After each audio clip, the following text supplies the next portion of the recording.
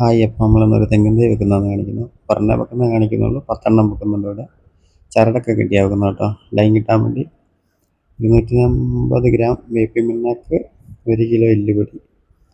വേറെ വളമൊന്നും യൂസ് ചെയ്യുന്നില്ല. ചാണകപ്പൊടിയൊക്കെ ഇടണമെങ്കിൽ ഒരു 2-3 മാസം കഴിഞ്ഞിട്ട് കൊടുത്താൽ മതി. കുഴീൻ്റെ അളവ് 1 മീറ്റർ നീളവും വീതി, താഴ്ച ഒരു 90 ഉണ്ടാവും. നടുക്ക് വേറൊരു കുഴി എടുക്കുന്നുണ്ട് കേട്ടോ.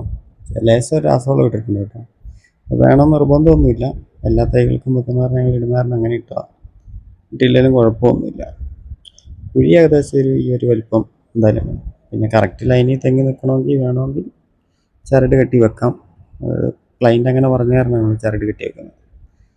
ഉള്ളിൽ കാണുമ്പോൾ ഒരേ ലൈനിൽ കിട്ടാൻ വേണ്ടി നമ്മൾ അടി കണ്ടിച്ചിട്ട് നേരെ ഇറക്കി വെക്കുക ചെയ്യുന്നത്. കാരണം ഈ ചകിരിച്ചോറായ കാരണം പൊട്ടിപ്പോകും ചിലപ്പോൾ. അങ്ങനെ ഇപ്പോഴത്തെ ചൂടായ കാരണം ഡാമേജ് അധികം വരണ്ടല്ലോ എന്ന് വിചാരിച്ച് അങ്ങനെ ചെയ്യുന്നത്. നിങ്ങൾക്കത് ഓരോരുത്തരുടെ രീതിക്ക് അനുസരിച്ച് ചെയ്യാം. ഇങ്ങനെ ചെയ്യുകയാണെങ്കിൽ ഇച്ചിലൂടെ ബെറ്റർ ആയിരിക്കും. കാരണം മണ്ണിളകാതെ വെക്കാൻ പറ്റും. വെക്കുമ്പോൾ കറക്റ്റ് ലെവലിൽ നോക്കുക, നേരെയൊക്കെ വെക്കാൻ നോക്കുക. ചെരിഞ്ഞൊക്കെ പോയിട്ടുണ്ട് പിന്നെ കിടന്നു പോകാനൊക്കെ ചാൻസ് കൂടുതലായിരിക്കും. കാരണം നല്ല കാറ്റൊക്കെ ഉള്ള ഏരിയ ആണെങ്കിൽ എന്തായാലും തെങ്ങ് ചെരിയും. നല്ല തന്നെ ഇപ്പോഴത്തെ തെങ്ങ് ചെരിയുന്നുണ്ട് കണ്ടതാണ്.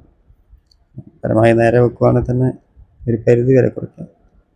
വെച്ച് കഴിഞ്ഞൊരു 2 മാസമൊക്കെ കഴിയുമ്പോഴത്തേന്നും കരാട്ടയോ അല്ലെങ്കിൽ എക്കാലസം എന്തെങ്കിലും ഒരു മരുന്ന് കൂമ്പിനടിച്ച് കൊടുക്കുകയാണെങ്കിൽ മറ്റേ കുമ്പൻചെറ്റീൻ്റെ പ്രശ്നം കുറേയൊക്കെ ഒഴിഞ്ഞ് കിട്ടും. അല്ലെ പണ്ടാരത്തിനെ കൊണ്ട് ഭയങ്കര ശല്യമായിരിക്കും. എങ്ങനെ വെച്ചാലും അത് കുത്താൻ ചാൻസ് കൂടുതലല്ല ഇപ്പോഴത്തെ. ഈ വർഷം പൊതുവേ എല്ലാ തൈകൾക്കും കേടും കൂടുതലല്ല. കുമ്പൻചെറ്റീൻ്റെ കാര്യം പറയാൻ കൂടെ വേണ്ട.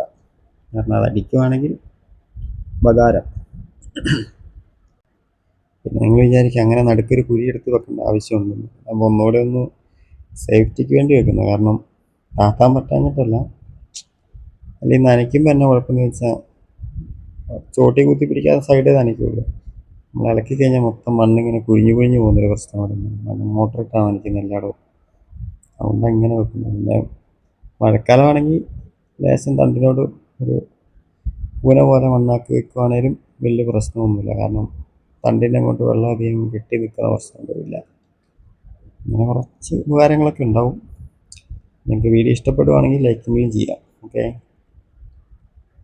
മാക്സിമം പുറത്തുനിന്ന് മണ്ണ് വലിക്കാതെ കുഴിയിൽ നിന്നുള്ള മണ്ണ് ഇടിച്ചിടാനോ പാരയുണ്ടെങ്കിൽ സുഖമാണ്.